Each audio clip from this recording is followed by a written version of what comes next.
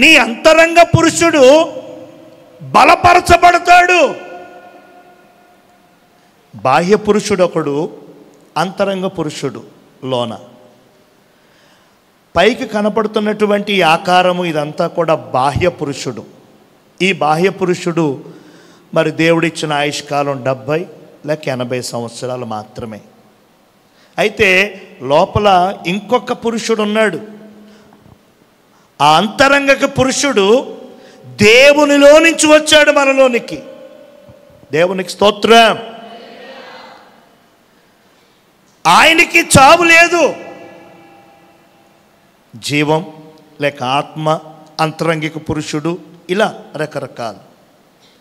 అయితే ఆ అంతరంగిక పురుషుణ్ణి మనం బలపరుచుకుంటే, ఆ అంతరంగ పురుషుణ్ణి గనక మనం బలపరిస్తే ఆయన ఈ బాహ్య పురుషుణ్ణి కంట్రోల్ చేస్తాడు. హల్లెలూయా. ఆ లోపల మనస్సు, లోపల అంతరంగ పురుషుడు, లోపల ఉన్నటువంటి ఆ ఆత్మ బలహీనంగా ఉంటే ఏమండి, శరీరం ఆ ఆత్మ పురుషుణ్ణి, అంతరంగ పురుషుణ్ణి లోపరిచేసుకుంటుంది. శరీరం ఆత్మ ఏమంటుందంటే ప్రార్థించు, అంతరంగ పురుషుడు ఏమంటాడంటే ఈరోజు ఆదివారం ఆరాధన, లేదా ఈరోజు ఇంకో ప్రత్యేక కూడిక, వెళ్ళాలి, ఉండాలి, చెయ్యాలి అని లోపల నుంచి అంతరంగ పురుషుడు మాట్లాడుతూ ఉంటే, పైన బాహ్య పురుషుడు బలంగా దృఢంగా ఉండుట చేత వెళ్ళొచ్చులే, అస్తమాను దొరుకుతుందేంటి అవకాశం, నలుగురితో కలిసి ఎంజాయ్ చెయ్యాలి, అక్కడికి వెళ్ళాలి, ఇక్కడికి వెళ్ళాలి, మందిరం ఎప్పుడు ఉంటుంది కదా, ఈ కుడికలు ఎప్పుడు జరుగుతాయి కదా, కాబట్టి ఆ సరదాలకు వెళదాం, ఆ పలకరింపుకి వెళ్దాం, ఈ ఫంక్షన్కి వెళ్దాం అంటది బాహ్య పురుషుడు. హల్లెలూయా. లోపల నుంచి మూలుగుతుంది అంతరంగ పురుషుడు. లోపల నుంచి అయ్యో ఆదివారం, అయ్యో అది, అయ్యో ఇది, అలా చేయకూడదు, ఇలా చెందకూడదు అని మాట్లాడుతూ ఉంటాడు అంతరంగ పురుషుడు. కానీ బాహ్య పురుషుడు బలంగా ఉండుట చేత ఆ అంతరంగ పురుషుడు మాట్లాడుతున్నా సరే, సణుగుతున్నా సరే, మనం అంతరంగ పురుషుడిని నోరు నొక్కేసి మన శరీరానికి నచ్చినట్లుగా వెళ్ళిపోతున్నాం. హల్లెలూయా. అందుకని పౌలయ్య గారు ఏమన్నారంటే, నన్ను బలపరుచువాని యందు నేను సమస్తము, అంటే ఏంటంటే అర్థం, నా అంతరంగిక పురుషుణ్ణి నేను బలపరుచుకుంటున్నాను. నా అంతరంగిక పురుషుడు బలపరచబడితే నేను ఏదైనా చేయగలను, ఏదైనా చేసేస్తాను. హల్లెలూయా. నీ ఆత్మీయ పురుషుడు, నీ అంతరంగిక పురుషుణ్ణి బలపరుచుకునే విధానం ఏంటంటే ప్రార్థన. చెప్పండి ఏంటది? ప్రార్థన ద్వారా నీ ఆత్మవిశ్వాసం పెరుగుతుంది, నీ అంతరంగిక పురుషుడు బలపరచబడతాడు. నీలో ఉన్నటువంటి దేవుని ఆత్మ పవర్ ఇంకా షైన్, ఇంకా పదునెక్కుతూ ఉంటాడు. సేవకులు చాలామంది ఉన్నారు, అయితే అందరూ దెయ్యాలు వెళ్ళగొట్టగలరా? అందరూ రోగులను స్వస్థపరచగలరా? అందరూ చక్కని వాక్యాలు చెప్పగలరా? అందరూ మనుషుల మనసులు మార్చగలరా అంటే అందరూ మార్చలేరు. ఆ టైంకి ప్రార్థన, ఆ టైంకి ఆరాధన, ఆ టైంకి వాక్యం చెప్పేసి వెళ్ళిపోవడమే తప్ప, మరి ఎవరు దెయ్యాలు వెళ్ళగొట్టగలరు? ఎవరు రోగులు స్వస్థపరచగలరు? ఎవరు అద్భుతాలు చేసి నిలవబెట్టి రుజువు చేయగలరు అని అంటే, ఎవరు అంతరంగిక పురుషుడు ఎవరిలో బలంగా ఉన్నాడో వారి ద్వారా మాత్రమే క్రియలు జరుగుతాయి. దేవునికి స్తోత్రం. కనుక ఈ రాత్రి నేను తెలియచేస్తున్నాను, మన అంతరంగ పురుషుణ్ణి బలపరుచుకోవాలి. హల్లెలూయా. నేను ఒక మాట చెప్తాను, అస్తమాను ఆశీర్వదించు, ఆశీర్వదించు, దీవించు, దీవించు అనడమే కాదు, మనమే ఇతరులకు దీవెనగా మారిపోవాలి. మనము ఇతరులకు ఆశీర్వాదకరంగా నిలవబడాలి. అస్తమాను నన్ను దీవించు, నా కుటుంబాన్ని దీవించు, నాకు అది చెయ్యి, ఇది చెయ్యి కాదు, నీవే ఇతరులకు దీవెనగా మారాలి. ఎప్పుడు మారుతావంటే నీ అంతరంగ పురుషుణ్ణి నువ్వు బలపరుచుకున్నప్పుడు, నీ అంతరంగ పురుషుణ్ణి నువ్వు బలపరుచుకున్నప్పుడు, నీ ఆత్మవిశ్వాసం బలపడినప్పుడు నీవు దీవించబడ్డమే కాదు, ఇతరులకు దీవెనకరంగా నీవు ప్రార్థన చేస్తే వారికి ఏదైనా జరుగుతుంది. నీవు మంచి మనసుతో ఏ శుభం ఇచ్చినా సరే, ఏ దీవెనిచ్చినా సరే వెంటనే వారికి పట్టుకుంటుంది. అది పౌలయ్య గారు చెప్తున్నారు, నన్ను బలపరుచువాని యందు నేను సమస్తము. మీ ఆత్మలను బలపరుచుకోవాలి, అంతరంగ పురుషుణ్ణి వృద్ధి చేసుకోవాలి. మీలో ఉన్న అసాధారణమైన వ్యక్తిని గుర్తించాలి. ఈ శరీరాన్ని గుర్తిస్తున్నాం, దీన్ని బాగు చేసుకోవడం, దీన్ని రుద్దడం, దీనికి రకరకాలు పూయడం, దీని మీదే శ్రద్ధ ఉంది తప్ప ఈ 60 సంవత్సరాలు 70 సంవత్సరాలు ఉండే దీని మీదే ఎన్నో బాధలు ఉన్నాయి, దీనికి ఎన్నో వంకరలు ఉన్నాయి, ఎన్నో తెప్పులు ఉన్నాయి. ఉన్నా సరే దీని మీదే మన దృష్టి తప్ప ఏ లోపము లేని దేవునిలో నుంచి వచ్చిన ఆత్మ అంతరంగ పురుషుడు ఉన్నాడు లోపల. నీ లోపల ఉన్నటువంటి ఆ పురుషుణ్ణి నువ్వేం చేస్తున్నావు? నీ అంతరంగ పురుషుణ్ణి నువ్వు పోషిస్తే ఆ అంతరంగ పురుషుడు బలపడతాడు. బలపడి ఆయన కంట్రోల్ చేస్తాడు నీ బాడీని, నీ పరిస్థితులన్నిటినీ ఆయన సెట్ చేస్తాడు. శరీరం ఆ అంతరంగ పురుషుణ్ణి కంట్రోల్ చేయలేడు. హల్లెలూయా. ఇది మట్టిలో నుంచి వచ్చింది, తిరిగి మట్టి అయిపోవాలి. ఇది దేవుని దగ్గర నుంచి వచ్చింది, తిరిగి దేవుని దగ్గరికి వెళ్ళాలి.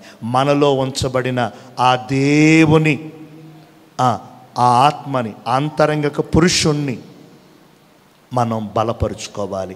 ఆయన బలపడితే, ఆత్మను మనం బలపరుచుకుంటే అన్నిటినీ మనం స్వాధీనం చేసుకోగలం. ఆ అథారిటీ, ఆ శక్తి, ఆ బలం మనకుంటుంది. కాబట్టి ఆ అంతరంగ పురుషుడు బలపరచబడాలి. ఆ ఆత్మ విశ్వాసాన్ని పెంపొందించుకోవాలి అని అంటే ప్రార్థించాలి, ప్రార్థించాలి, ప్రార్థించాలి. దానియేలు, దావీదు, అలాగే దానియేలు స్నేహితులు, యేసేపు, ఈ రిఫరెన్స్లన్నీ ఉన్నాయి. కానీ వాళ్ళు ఎంత ధైర్యంగా మాట్లాడారండి. దానియేలు స్నేహితులైతే మేము మొక్కం అన్నారు. మొక్కకపోతే అగ్నిగుండంలో పడేస్తామరా అన్నాడు.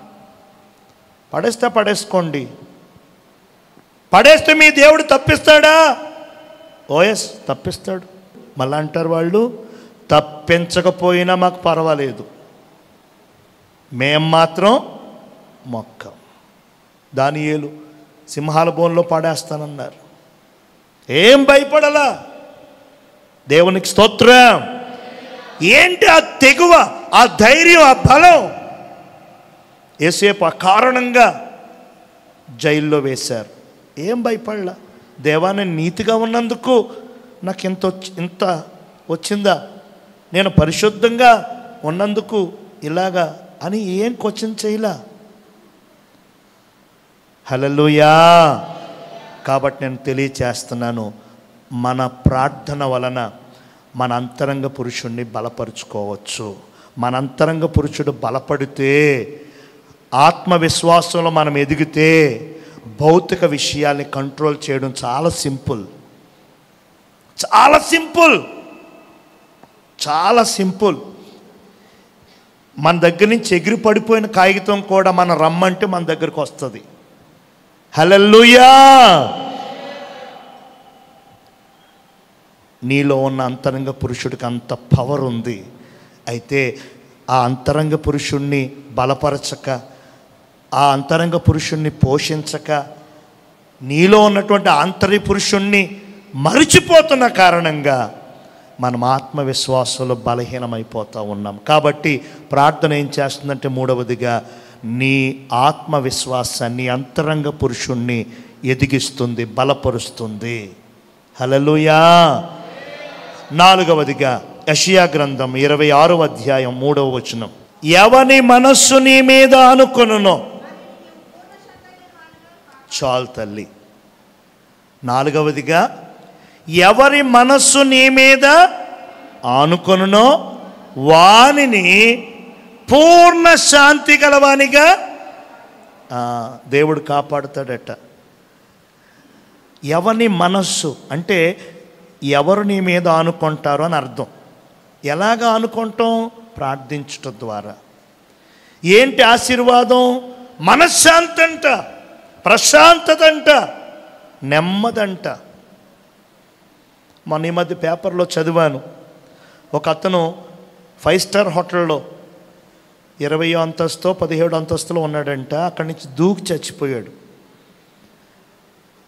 రూములో లెటర్ రాశాడు, నా చావుకి ఎవరు కారకులు కాదు, నాకే బ్రతకాలని లేదు, బ్రతుకు మీద విరక్తి వచ్చింది, నాకు శాంతి లేదు, నెమ్మది లేదు, నాకు అసలు బ్రతకాలనిపించట్లా, చచ్చిపోతున్నాను, ఎవరిని మీరు బ్లేమ్ చేయొద్దు, నాకు నేనే అని రాశాడు. పోనీ ఏ ఉద్యోగం సద్యోగం లేని అనామకుడు అంటే లేదు, అతను ఒక కంపెనీకి CEO అంట, నెలకు 1.5 కోటి జీతం అంట. అతనికి నెలకి 150 లక్షల జీతం తీసుకుంటున్నటువంటి అతను హోటల్లో పైనుంచి దూకి చచ్చిపోయాడు. ఏంటంటే నాకు శాంతి లేదు, నాకు ప్రశాంతత లేదు, నాకు మైండ్కి రిలాక్స్ లేదు, నాకు బతకాలని లేదు, చచ్చిపోతున్నా అని ఉత్తరం రాసి నా ఆస్తులన్నీ నా వాళ్ళకి ఇచ్చేసేయండి, ఎవరిని బ్లేమ్ చేయొద్దు, ఏ కారణం లేదు నాకు అని రాసేసాడు. నేను ఎందుకు చెప్తున్నానంటే ఈ విధంగా 100కి 3 వంతులు ఉన్నారండి. కష్టపడుతున్నారు, సంపాదించుకుంటున్నారు, కూడబెట్టుకుంటున్నారు, కానీ మనసుకు నెమ్మది లేదు, హృదయానికి ప్రశాంతత లేదు, కుటుంబములో శాంతి లేదు. వాక్యం చెప్తుంది, ఎవని మనస్సు నీ మీద ఆనుకొనునో వానిని నీవు పూర్ణ శాంతి గలవానిగా కాపాడుతావు. డబ్బులు మనకు శాంతి ఇవ్వదు, వస్తువులు వాహనాలు మనకు నెమ్మది ఇవ్వదు, మనం కనిన మన పిల్లలు, మనం సంపాదించుకున్న మన భార్య భర్త, అందంగా కట్టుకున్న ఇల్లు ఏమీ మనకు శాంతినివ్వదండి. మనం ఆయన మీద ఆనుకుంటే ఆయన మనకి శాంతినిస్తాడు, ప్రశాంతతనిస్తాడు, నెమ్మదినిస్తాడు. శాంతి లేక విలవిల్లాడుతున్నారు, ప్రశాంతత దొరక్క కొట్టుమిట్లాడుతూ ఉన్నారు, నెమ్మది లేదు, శాంతి లేదు అని కుమిలిపోతూ ఉన్నారు. కాబట్టి ఎవరు ప్రార్థిస్తారో ప్రార్థించే వారికి ప్రశాంతత, నెమ్మది, శాంతి దొరుకుతుంది. మీ కుటుంబంలో అశాంతి అంతా తొలగిపోతుంది. మీ హృదయాల్లో గూడు కట్టుకునేటువంటి ఆందోళన, ఆ ప్రశాంతత తీరిపోతుంది. ఆ బరువు, ఆ భారం మీ మీద నుంచి వెళ్ళిపోతుంది. హల్లెలూయా, హల్లెలూయా. చివరిగా 5వదిగా, ప్రార్థన వలన దేవుడి చిత్తం తెలుసుకుంటాం. చూడండి 143వ కీర్తన 10వ వచనం, నీవే నా దేవుడవు. చాలమ్మా, దావీదు గారు అంటున్నారు, నీవే నా దేవుడవు, నీ చిత్తానుసారంగా ప్రవర్తించుట నాకు నేర్పము. అంటే ప్రార్థించటం వల్ల మనకు కలిగే 5వ ఆశీర్వాదం ఏంటంటే దేవుని చిత్తం తెలుసుకుంటాం, దేవుని ఉద్దేశాన్ని మనం కనుగొంటాం, దేవుని ఆలోచన, దేవుని ప్రణాళిక మనకు అర్థమవుతుంది. దేవుడి చిత్తం నువ్వు తెలుసుకుంటావు. పాస్టర్ గారి దగ్గరకు వచ్చి, అయ్యగారండి చెప్పండి, అమ్మగారండి చెప్పండి, ఏం చేయమంటారండి, ఏమైనా కనపడిందండి అని నీవు దైవజనురాల్ని ఇంకొకరిని ఆశ్రయించాల్సిన పని లేదు. నువ్వు ప్రార్థించేదానివిగా, ప్రార్థించేవాడుగా ఉంటే నీవే దేవుని చిత్తాన్ని తెలుసుకుంటావు, నీవే దేవుని ప్రణాళికను అర్థం చేసుకుంటావు. నీ ముందుకు దేవుడు తన ఇష్టాన్ని తీసుకొస్తాడు. నీ ముందుకి దేవుని ఆలోచన తీసుకొస్తాడు. తన ఆలోచన ప్రకారం తన చిత్తానుసారంగా నిన్ను నడిపింపచేస్తాడు. ఎప్పుడంటే నువ్వు ప్రార్థించినప్పుడు. అబ్రహాము భార్య శారమ్మ గారు చనిపోయారు. అప్పటికి ఇస్సాకు 40 ఏళ్ళు, ఇంకా పెళ్లి చేయలా. తల్లి చనిపోయిందని బాధలో ఉన్నాడు. పలకరింపుకు చాలామంది వస్తున్నారు. సరే, తల్లి పోయింది కదా, బాధలో ఉన్నాడు. అలాగే నువ్వు కూడా మరి వృద్ధుడు అవుతున్నావు, పిల్లోడికి పెళ్లి చేస్తే వాళ్ళు సంతోషంగా ఉంటారు, పాపో బాబో పుడితే నువ్వు వారితో ఆనందంగా ఉండొచ్చు అని ఎవరో చెప్పగా, ఏమండి సంబంధాలు వెతికే పని చూద్దామనుకున్నాడు. అప్పుడు దేవుడు అన్నాడు, అది నీ పని కాదు, నీ ఇంటి పెద్ద దాసునికి ఆ పని, ఆ బాధ్యత అప్పగించన్నాడు. ఎలియాజను పిలిచి, నా కుమారుడికి నువ్వు భార్యను చూడాలంటే వెంటనే దండం పెట్టేస్తాడు. అయ్యా, దేశానికి శ్రీమంతుడు నీవు, నీకు దేవుడిచ్చిన వాగ్దాన పుత్రుడు ఒక్కగానొక్క కొడుకు ఇస్సాకునకు నేను భార్యను తేవాలా? అమ్మో, అది నా వల్ల కాదు, నేను అంత లేదు అంటే, లేదు నేను దేవుణ్ణి అడిగాను, దేవుడు తన చిత్తానుసారంగా నేను నడిపిస్తానన్నాడు, వెళ్ళు, భయపడొద్దు. అతను కూడా ఆ వెండి బంగారం వస్త్రాలు పండ్లు పలహారాలు అన్నీ గాడిదల మీద ఒంటెల మీద ఎక్కించుకొని మోకాళ్ళు వేసుకుని ప్రార్థన చేసి, దేవా నీ చిత్తానుసారం నన్ను నడిపించు, నా యజమానునికి తగిన కోడలు, నా చిన్న యజమానికి కావలసిన అందమైన జోడి భార్యను సిద్ధపరచు, నీ చిత్తానుసారంగా నడిపించు అన్నాడు. 10 ఇళ్ళు 20 ఊర్లు ఏమీ తిరగల, వెళ్ళవలసిన అసలైన స్థలానికి తీసుకెళ్ళాడు దేవుడు. ఎవరిని దేవుడు ఎన్నుకున్నాడో కరెక్ట్గా ఆమె దగ్గరికే నడిపించాడు, రెబ్కా దగ్గరికి. రెబ్కాను అబ్రహాం ఇంటికి తీసుకొచ్చాడు. ఇస్సాకునకు రెబ్కాకు పెండ్లి చేశారు. బైబిల్ గ్రంథంలో ఆదర్శ దంపతుల్లో ఫస్ట్ పొజిషన్లో ఉన్నారు ఇస్సాకు, రెబ్కా. అంత అన్యోన్యంగా, అంత ఆదర్శ దంపతులుగా ఇంకొకరు లేరు. ఎలా జరిగింది అని అంటే, దేవుని చిత్త ప్రకారంగా వారు వెళ్ళుట వలన. దేవునికి స్తోత్రం. దేవుని చిత్తం ఎలా తెలిసింది? ప్రార్థన ద్వారా. ఏం చేయాలో దేవుడు చెప్తాడు, ఏం చేయకూడదో దేవుడు చెప్తాడు, ఎలా ఉండాలో చెప్తాడు, ఎలా ఉండకూడదో చెప్తాడు దేవుడు. కలలు రావచ్చు, దర్శనాలు రావచ్చు, వాక్యం ద్వారా కావచ్చు, నీ సేవకుల నుండి కావచ్చు, లేదా నిన్ను ప్రేమించే నీ తల్లిదండ్రుల నోటి మాట ద్వారా కావచ్చు. మంచి విషయం నీ ముందుకు తీసుకొస్తాడు దేవుడు. తన చిత్తాన్ని మీ ముందు పెడతాడు ప్రార్థించే వారిగా ఉన్నప్పుడు. దేవునికి స్తోత్రం. ప్రార్థన లేకుండా కింద మీద డైలమా పడిపోయి ఆలోచించేసి ఎలాగా ఏంటి అనో లెక్కలేసేస్తున్నాం అనుకో, ప్రార్థన మానేసి ఆ లెక్కలు చూసుకుంటున్నాం అనుకో, చూసుకో బాబు, లెక్కలే చూసుకో, అంచనాలు వేసుకో, బేరీ చేసుకో, తర్వాత కలుద్దామంటాడు ఆయన. ఆ తర్వాత శవరమయ్యాక వివరం అవుతుంది. అలాగ మళ్ళా దేవునికి మహిమ కలుగును గాక. కాబట్టి ప్రార్థన వల్ల చాలా లాభాలు ఉన్నాయి. ఒక 5 ఆశీర్వాదాలు. మొట్టమొదటిది, ప్రయాసలు తగ్గించుకోవచ్చు. నీ వర్రీస్, నీ ఆందోళనలు, నీ టెన్షన్స్ అన్నీ తగ్గుతాయి ప్రార్థన ద్వారా. దేవునికి స్తోత్రం. ట్యాబ్లెట్లు ఎన్ని వేసుకున్నా కంట్రోల్ అవ్వదు, కానీ ప్రార్థించు, నీ ఆందోళనలన్నీ తగ్గుతాయి. హల్లెలూయా. రెండవదిగా, నీ చింతలు, నీ బెంగలు, నీ బలహీనతలు అన్నీ కూడా పోతాయి, విడిచిపెడతాయి ప్రార్థన ద్వారా. హల్లెలూయా. మూడవదిగా, నీ అంతరంగ పురుషుడు లేదా నీవు ఆత్మలో బలపరచబడతావు ప్రార్థన ద్వారా. హల్లెలూయా. నాలుగవదిగా, నెమ్మది, మనశ్శాంతి, సంతోషం పొందుకుంటావు ప్రార్థించడం ద్వారా. ఐదవదిగా, దేవుని చిత్తం గ్రహిస్తావు, దేవుని చిత్త ప్రకారం నువ్వు అడుగులేస్తావు.